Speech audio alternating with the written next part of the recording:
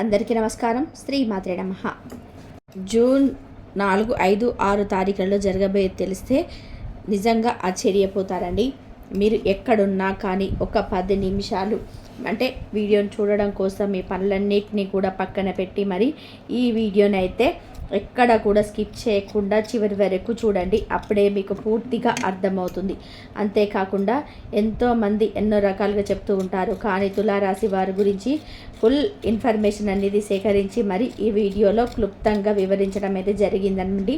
కాబట్టి తులారాశి వారు అందరూ కూడా ఎక్కడ అంటే ఎంతమంది ఉన్నా కానీ దయచేసి ఎక్కడ కూడా స్కిప్ చేయకుండా చివరి వరకు చూడండి. ఫుల్ ఇన్ఫర్మేషన్ అనేది మీకు ఈ వీడియోలో క్లుప్తంగా దొరుకుతుందన్నమాట. ఇక ఆలస్యం చేయకుండా వీడియోలోకి అయితే వెళ్ళిపోదాము.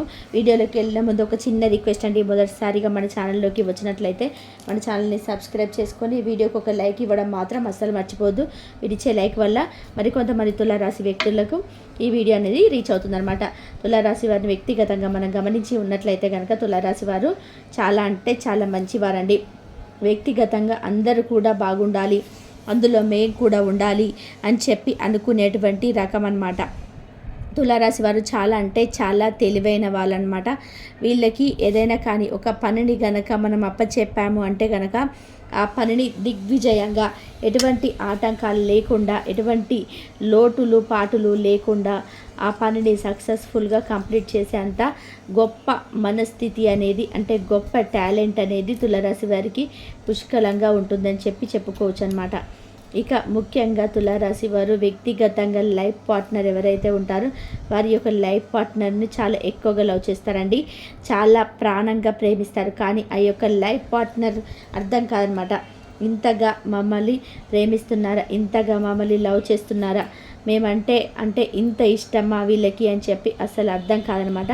కానీ తులారాశి వారికి లైఫ్ పార్ట్నర్ ఎవరైతే ఉన్నారో వాళ్ళంటే మాత్రం చాలా ఇష్టంగా చాలా ప్రాణంగా ఉంటారని చెప్పుకోవచ్చు అనమాట.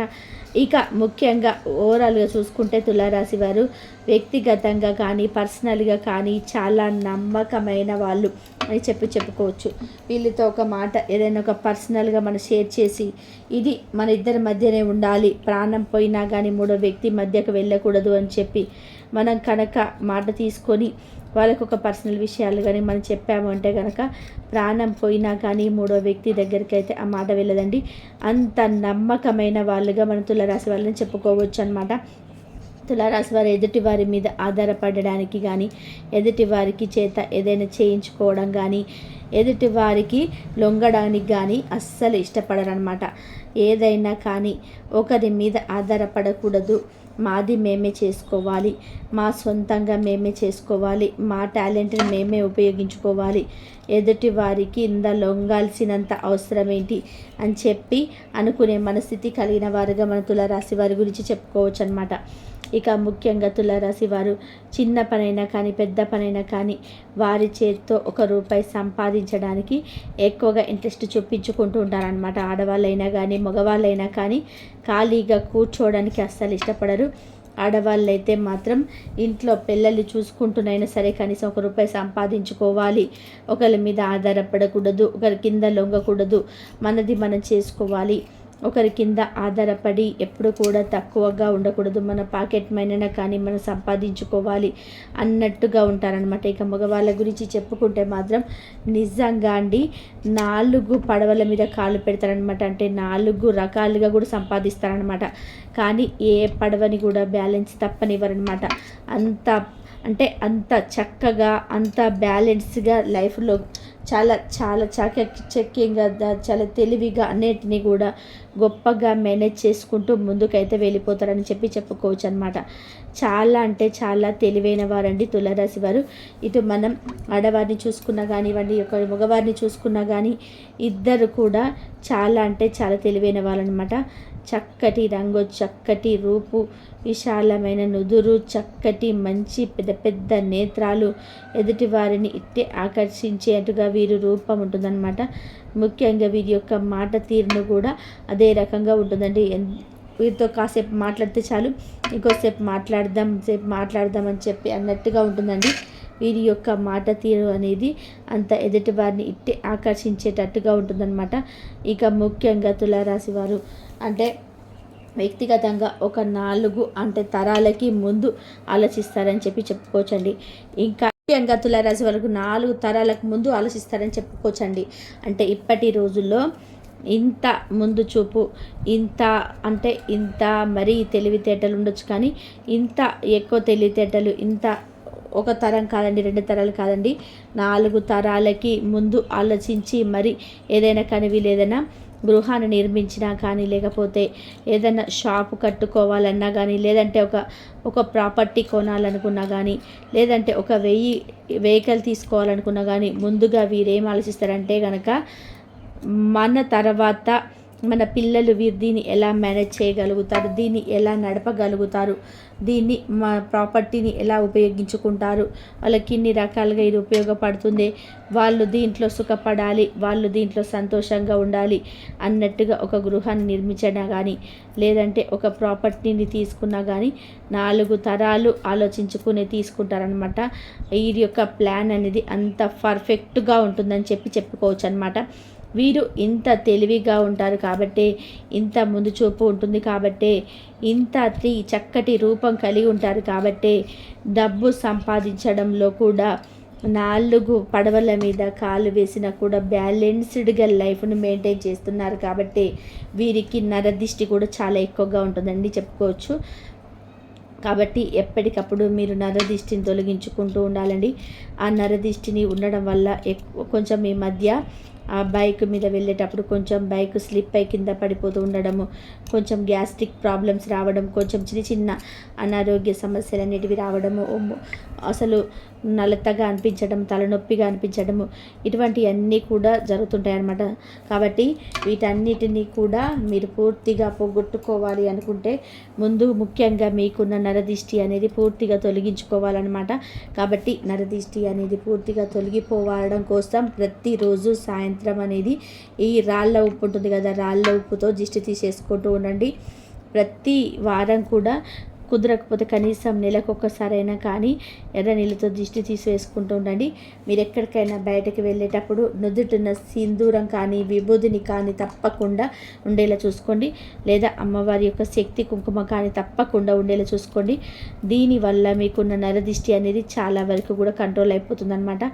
ఇక అంతేకాకుండా ఈ 3 రోజులు ముఖ్యంగా జూన్ 4, 5 ఆ తారీఖుల విషయానికి వస్తే కనుక ఈ 3 రోజులలో కూడా మీరు చాలా వృత్తిపరంగా కానీ ఉద్యోగపరంగా కానివ్వండి, చిన్న పెద్ద బిజినెస్లు చేసేవారికి కానీ ఎన్ని రకాలుగా చూసుకున్నా కానీ ఈ 3 రోజులు కూడా మీకు చాలా అద్భుతంగా ఉంటుంది అని చెప్పుకోవచ్చు అండి. ఇక వీరికి 10 రూపాయలు పెట్టిన దగ్గర మరొక 5 రూపాయలు కలుసుబాటుతనంగా ఉంటుందని చెప్పుకోవచ్చు అనమాట.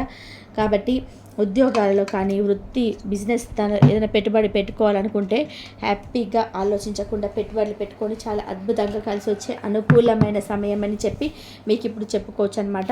ఓవరాల్గా చూసుకుంటే కుటుంబ పరంగా చూసుకున్నా కానీ కుటుంబ పరంగా చాలా బాగుంటుంది.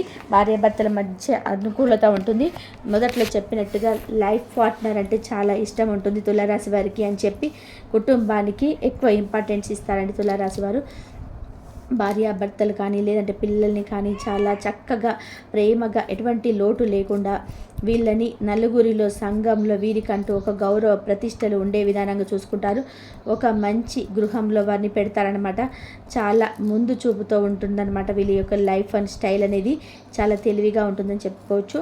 కాబట్టి కుటుంబ పరంగా కూడా చాలా అనుకూలంగా ఉంటుందండి. సంతాన పరంగా కూడా చాలా అనుకూలంగా ఉంటుంది. తల్లిదండ్రుల పరంగా కూడా చాలా అనుకూలంగా ఉంటుంది. తులారాశి వారికి స్నేహితులు కాస్త తక్కువే అని చెప్పుకోవచ్చు అనమాట. ఎందుకంటే వీరికి ఎవరిని కూడా అంత ఈజీగా నమ్మరనమాట. నమ్మినట్టుగానే ఉంటారు కానీ ఎవరిని కూడా అంత ఈజీగా నమ్మరు. ఎవరికి చిక్కరు, ఎవరికి దొరకరు. ఎదుటి వారి మాట విన్నట్టుగానే ఉంటారు కానీ వీరి ఆలోచన, వీరి యొక్క లైఫ్ స్టైల్, వీరి యొక్క ముందు చూపు ఏదైనా ఒకరి చేత చెప్పించుకునే విధానంగానైతే ఎప్పటికీ ఉండరండి. ఎప్పుడైనా కానీ వీరికి వీరే సాటి, వీరు చాలా దేశ ముదుర్లు అని చెప్పుకోవచ్చు. అంత గొప్ప టాలెంటెడ్ పర్సన్స్గా మన తులారాశి వారిని గుర్తించవచ్చు అనమాట. ఇక ఓవరాల్గా చూసుకుంటే మీ యొక్క అంటే ముఖ్యంగా లవర్స్ ఎవరైతే ఉన్నారో లవర్స్ పరంగా చూసుకుంటే లవర్స్ పరంగా కూడా చాలా అనుకూలంగా ఉంటుందండి. లవర్స్ పరంగా గతంలో కొన్ని రకాల ఇబ్బందులు వచ్చి చికాకులు గొడవలు వచ్చి చీకులు చింతలు ఎడబాట్లు ఫోన్ బ్లాక్లో పెట్టుకోవడం పలుకోకుండా ఉండడం ఇవన్నీ కూడా జరిగినప్పటికీ కూడాను ఇప్పుడు ప్రస్తుత సమయంలో అయితే ఇప్పుడు ప్రజెంట్ అయితే బాగానే ఉంటున్నారని చెప్పుకోవచ్చు. ఎంత ఏమైనప్పటికీ కూడా పార్ట్నర్ని ప్రేమించడంలో తులారాశి తర్వాత ఎవరైనా కానీ చెప్పుకోవచ్చు. కాబట్టి తులారాశి వారు ఎవరైతే పార్ట్నర్ ఉన్నారో వారు చాలా అదృష్టవంతులు.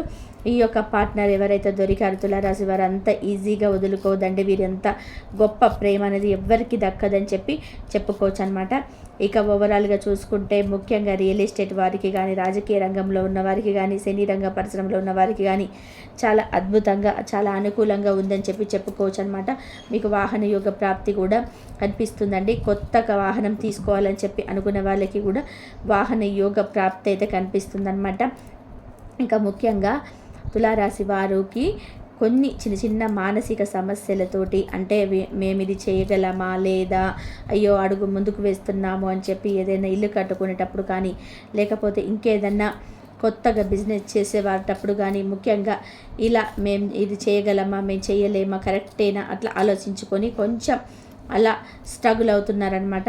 ఎటువంటి ఆలోచన లేకుండా మీరు చేసేయండి. మీరు ఇప్పుడు ఏదైతే చేస్తున్నారో దానివల్ల మీకు బాగా కలుసుబాటుతనంగా ఉంటుందన్నమాట. కాబట్టి గృహాన్ని నిర్మించే వాళ్ళు కూడా అస్సలు ఆలోచించకుండా గృహాన్ని నిర్మించండి. ఎవరైతే నూతన గృహం కోసం ఎదురు చూస్తూ ఉన్నారో వారికి కూడా నూతన గృహ యోగం అయితే ఖచ్చితంగా కనిపిస్తుందండి. ఖచ్చితంగా మీరు గృహాన్ని నిర్మిస్తారు. మీకు అదృష్ట భాగ్యం అయితే కలుగుతుందన్నమాట. ఇక సంతాన యోగ భాగ్యం అయితే ఎవరికి కలగలేదో ఎవరు సంతానం కోసం ఎదురు చూస్తూ ఉన్నారో వాళ్ళకి కూడా కొన్ని రకాలైన హెల్త్ ప్రాబ్లమ్స్ వల్ల మీకు సంతానం కలగక డీలే అయిపోతూ వస్తుంది. అటువంటి వారు కూడా సంతాన యోగం అయితే ఖచ్చితంగా కలుగుతుందన్నమాట. సంతాన యోగ భాగ్యం అయితే మీకు ఖచ్చితంగా కలుగుతుంది. ఆ యొక్క సమస్యలు ఏవైతే ఉన్నాయో వాటిని కొంచెం గట్టిగా పట్టుకొని వాటిని కనుక ఛేదించి మీరు ఒక అడుగు ముందుకు వేయగలిగితే ఖచ్చితంగా మీకు సంతాన ప్రాప్తి అయితే కలుగుతుందండి. ఎటువంటి డౌట్ అనేది లేదనమాట.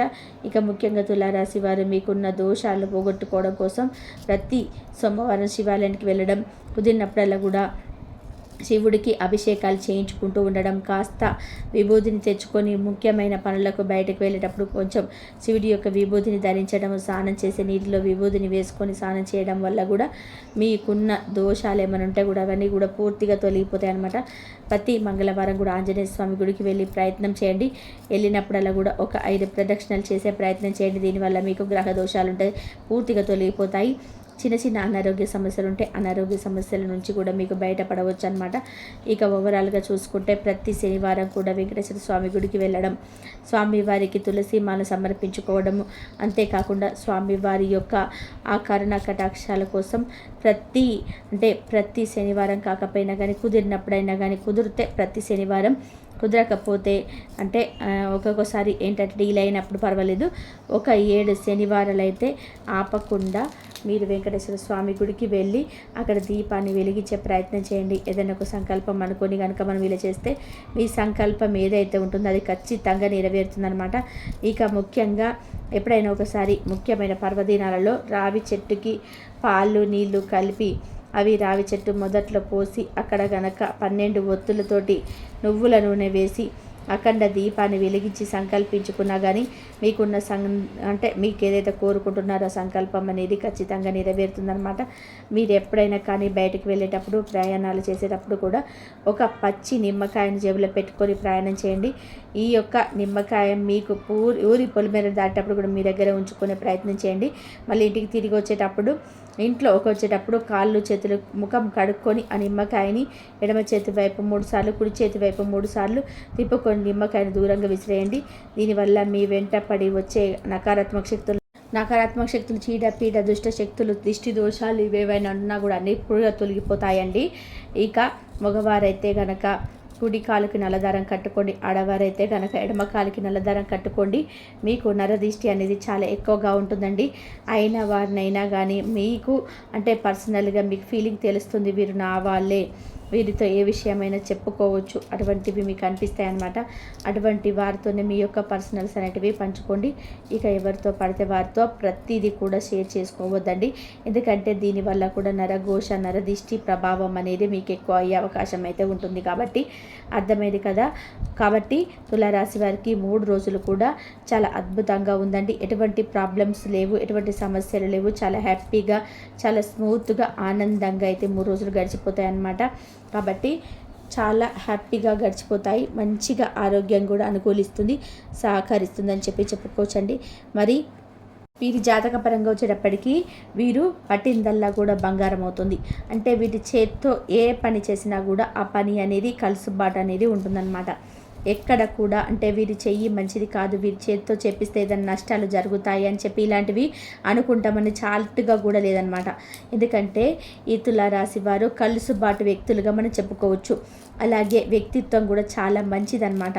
అంటే స్వతహాగా అంటే వారి కాళ్ళ మీద వాళ్ళు నిలబడదాము, ఎవరి మీద ఆధారపడకూడదు అనుకున్నటువంటి వ్యక్తులు. అవేంటో తెలుసుకుందామండి. ఇక్కడ తూకం వేసినట్టుగా సమానంగా ఉంటాయన్నమాట. అచ్చంగా బాధలు ఎక్కువ అని చెప్పలేము, అచ్చంగా సుఖాలు ఎక్కువ అని చెప్పలేము. వీరికి కష్టాలు ఎన్ని ఉంటాయో అలాగే సుఖాలు కూడా అన్నీ వచ్చి వెళ్తుంటాయి అన్నమాట. 2 ఈక్వల్గా ఉంటాయన్నమాట తూకం వేసినట్టుగా. కాబట్టి వీరి ఆలోచన విధానం కూడా అలాగే ఉంటుందన్నమాట. అంటే ఏ విషయంలో కూడా పూర్తిగా తృప్తి చెందలేరు. ఏదో అన్నీ కూడా తృప్తి ఉండదు, ఏమీ లేదనే బాధ అనేది ఉండదు. ఏదో ఒక మానసిక సంఘర్షణతో బాధపడుతూ ఉంటారు. ఎక్కడో ఏదో ఒక కోల్పోయిన బాధ, ఏదో వెలితి ఉంటుంది వీళ్ళకి. ఎప్పుడు సంపాదిస్తున్నా కూడా డబ్బు పరంగా కలిసి రాకపోవడము, ఎంత అప్పు చేయాలనిపించడము, ఇంకా ఏంటంటే అంటే ఒక మంచి గృహ నిర్మాణం చేసుకోవాలి, ఏదైనా కొనుగోలు చేయాలి, ఇలా ఆశ కూడా ఎక్కువగా ఉంటుంది తులారాశి వారికి. తులారాశి వారు ఏంటంటే నూతనంగా గృహ నిర్మాణం చేసే అవకాశం అనేది ఉంటుంది, భూమి కొనుగోలు చేసే అవకాశం అనేది ఉంటుంది, నూతన గృహ నిర్మాణం చేసే అవకాశం ఉంటుంది. ఇంకా అలాగే దానికి తగ్గినటువంటి ఏర్పాట్లు చేసేటువంటి అవకాశం కూడా వీరి రాశిపరంగా పుష్కలంగా ఉందని చెప్పి అంటే తులారాశి వారికి గృహయోగం అనేది తప్పకుండా ఉందండి. వారి జీవితంలో వారు ఎప్పుడైనా సరే మంచిగా వారి ఊహించిన దానికంటే తగ్గట్టుగా ₹1 ఎక్కువ పెట్టైనా సరే వారు ఒక మంచి గృహం అనేది ఏర్పాటు చేసుకుంటారు. అందులో ఉండి చాలా చాలా సంతోషపడడం అనేది జరుగుతుందన్నమాట. అయితే ఎంత పెట్టి కట్టుకుని ఎంత చేసుకున్నా కూడా ఏదో ఒక వెలితి అనేది ఈ తులారాశి వారు వెంట పడుతుందన్నమాట. అంటే అన్ని రకాలుగా పర్ఫెక్ట్గా ఉంటారు. అసలు ఈ తులారాశి వ్యక్తులు ఏంటంటే మంచి తెలివి గల వాళ్ళు. అంటే ఏదైనా సరే సమయస్ఫూర్తి అనేది ఉంటుంది, అన్ని రకాలుగా పర్ఫెక్ట్గా ఉంటారు. ఎవరికి కూడా అంటే తగ్గరు, ఎక్కడ లొంగరు. ఏదైనా సరే డేరింగ్ అండ్ డాషింగ్గా ఉంటారనమాట ఈ తులారాశి వారు. పురుషులు అవ్వచ్చు, స్త్రీలు అవ్వచ్చు. అలా ఉన్నప్పటికీ ఏంటంటే ఏదో ఒక మానసికమైనటువంటి బాధతో ఉంటున్నారు. అంటే ఏదో అంటే అడ్డుపడుతూ ఉంటుందన్నమాట. దానికి కారణం ఇంట్లో ఉన్నటువంటి ఈ 5 వస్తువులే కారణం. కాబట్టి మీరు అర్జెంటుగా ఏదైనా ఒక శనివారం రోజున ఈ 5 వస్తువులు తీసి బయటపడేయండి. అందులో వచ్చేటప్పటికి మొట్టమొదటిది మీ ఇంట్లో దేవుడి గుడిలో ఉన్నటువంటి ఈ చిత్రపటాలు అనమాట. అంటే దేవుడి పటాలు పగిలి ఉంటాయన్నమాట. అలాంటివి పగుళ్ళు, క్రాకులు ఇచ్చినటువంటి దేవుడి పటాలు చిన్నగా కొంచెం క్రాక్ ఇచ్చినా సరే అది పగిలిన దాని కిందికే వస్తుందండి. కాబట్టి అలాంటివి ఎక్కడైనా ఏమైనా ఉన్నాయో చూసుకోండి. ఆఖరికి దేవుడి గదిలో ఉన్నటువంటి మీకు చినిగినటువంటి పుస్తకాలైనా సరే ఏదైనా, లేదంటే ఏదైనా మీరు క్లీన్ చేసుకున్నటువంటి క్లాత్ అయినా సరే, లేదా చిత్రపటాలైనా సరే, అంటే ఏదైనా సరే అండి, మీకు ఆ దేవుడు పూజా మందిరంలో ఉన్నటువంటి ప్రతి వస్తువు కూడా అందులో ఎక్కడ చీరుగులు ఉన్నా, పగుళ్ళు ఉన్నా కూడా దాన్ని తీసి మీరు అర్జెంటుగా బయట పడేయాలి. అలా పడేయకపోతే మాత్రం చాలా నష్టపోతారు. దేవుడి చిత్రపటాలు పగిలి ఉన్నటువంటి క్రాకులు ఏముందులే అని పట్టించుకోకుండా పూజలు చేస్తుంటాం. అలా చేయటం వల్ల పూజ అనేది ఖచ్చితంగా దైవానికి చెందదు. కాబట్టి మీరేంటంటే అలాంటి చిత్రపటాలు ఉంటే తీసుకెళ్ళి ఏదైనా దేవాలయంలో చెట్టు దగ్గర వదిలిపెట్టి రావడం కానివ్వండి, లేకపోతే ఆ గాజు ముక్కలన్నీ కూడా ఒక కవర్లో వేసేసి ముడి కట్టేసి డస్ట్బిన్ డబ్బాలో పడేసి ఆ చిత్రపటాలు, ఆ కాగితాలు ఉంటాయి కదా, వాటిని ఎక్కడైనా పాల నీళ్ళలో వేయండి.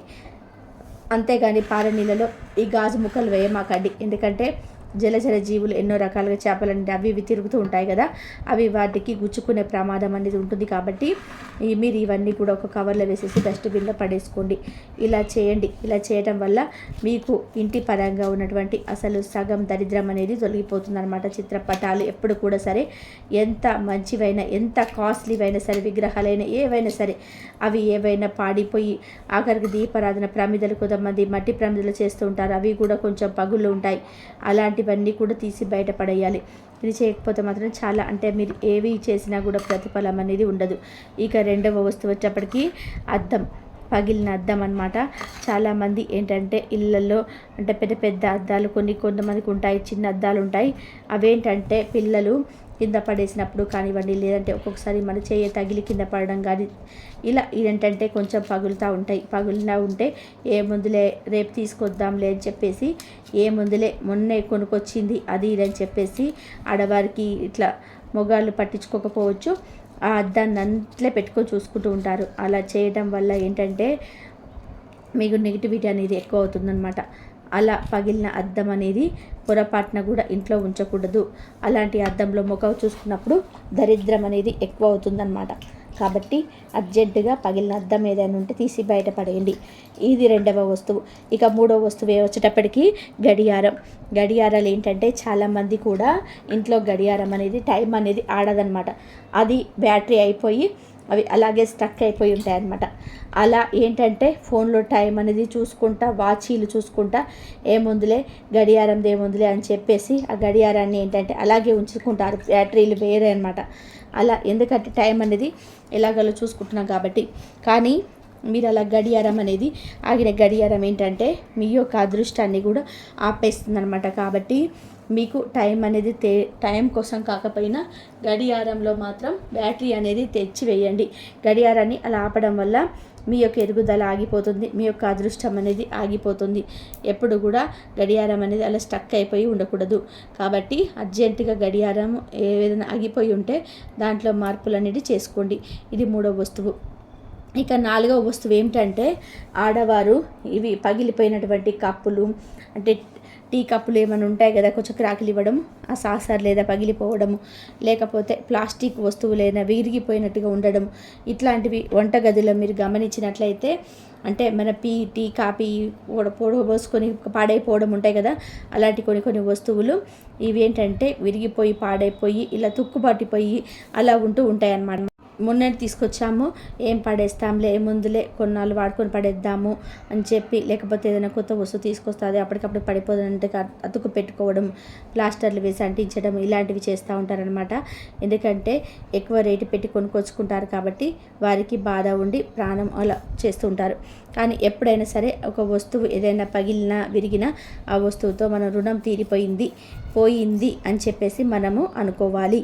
అలాంటి వస్తువు ఎన్ని వేలు పెట్టి కొన్నా సరే, ఎన్ని లక్షలు పెట్టి కొన్నా సరే దాన్ని తీసి బయటపడేయాలి. లేదు అంటే ఆ ఇంటి పరంగా ఆ వస్తువు యొక్క నెగిటివిటీ అనేది స్ప్రెడ్ అవుతూ ఉంటుందన్నమాట. కాబట్టి అర్జెంటుగా అలాంటి వస్తువులన్నీ కూడా తీసి బయటపడేయండి. ఐదవ వస్తువు ఏంటంటే జాగ్రత్త గుర్తు పెట్టుకోండి. పితృదేవతలకు సంబంధించినటువంటి కొన్ని వస్తువులు, అంటే మీ తల్లిదండ్రులకు లేకపోయినా వారి తాలూకా వస్తువులు ఏంటంటే జ్ఞాపకార్థంగా ఉంచుకుంటుంటారు. పెద్దవారు వారు ఉండరు, కానీ వారి తాలూకు వస్తువులు అంటే వారి మీద ప్రేమతోటి, అలాగే ఏంటంటే వారికి సంబంధించినటువంటి బట్టలు కానివ్వండి, బంగారం కానివ్వండి, ఇలాంటివి ఏంటంటే గుర్తువులుగా ఉంచుకుంటుంటారనమాట.